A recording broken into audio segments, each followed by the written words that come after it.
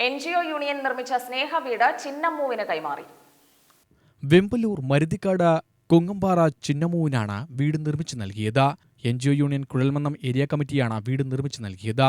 മന്ത്രി കെ രാധാകൃഷ്ണൻ ചിന്നമ്മുവിനും കുടുംബാംഗങ്ങൾക്കും പ്രതീകാത്മകമായി താക്കോല് കൈമാറി.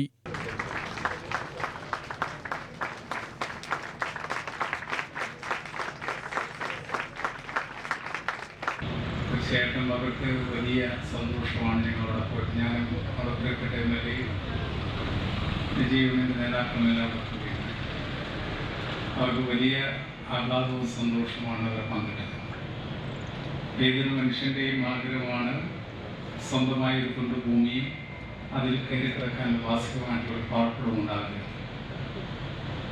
ആ സ്വപ്നം സാക്ഷാത്കരിക്കാൻ വേണ്ടിയാണ് കേരളത്തിലെ ഇടതുപക്ഷ മുന്നണി ഗവൺമെൻറ് കഴിഞ്ഞ 7.5 വർഷമായിട്ട് ശ്രമിച്ചു. ആ ശ്രമത്തിന് ഫലം കണ്ടു തുടങ്ങിയിട്ടുണ്ട്. ഇപ്പോൾ ഏകദേശം 3,67,000 തരം വീടുകൾ നിർമ്മിച്ച് നൽകാൻ വേണ്ടി കഴിഞ്ഞിട്ടുണ്ട്.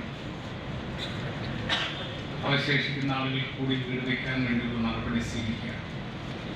ഇപ്പോൾ 1,40,40,000 തരം ആളുകൾ എഗ്രിമെന്റ് വെച്ച് കഴിഞ്ഞിട്ടുണ്ട്. അപ്പോൾ ഈ ഗവൺമെന്റ് കാലാവധി കഴിയുമ്പോഴേക്കും ഏകദേശം 5 ലക്ഷത്തിൽ പരം പാവപ്പെട്ട ആളുകൾക്ക് വീട് കൊടുത്തുകൊണ്ട്. ചടങ്ങിൽ NGO യൂണിയൻ ജില്ലാ പ്രസിഡന്റ് വി ഉണ്ണികൃഷ്ണൻ അധ്യക്ഷനായി. KD president MLA Thenkurissi panchayat president VR Bhargavan, NGO union സംസ്ഥാന സെക്രട്ടറി R സാജൻ എന്നിവർ പ്രസംഗിച്ചു.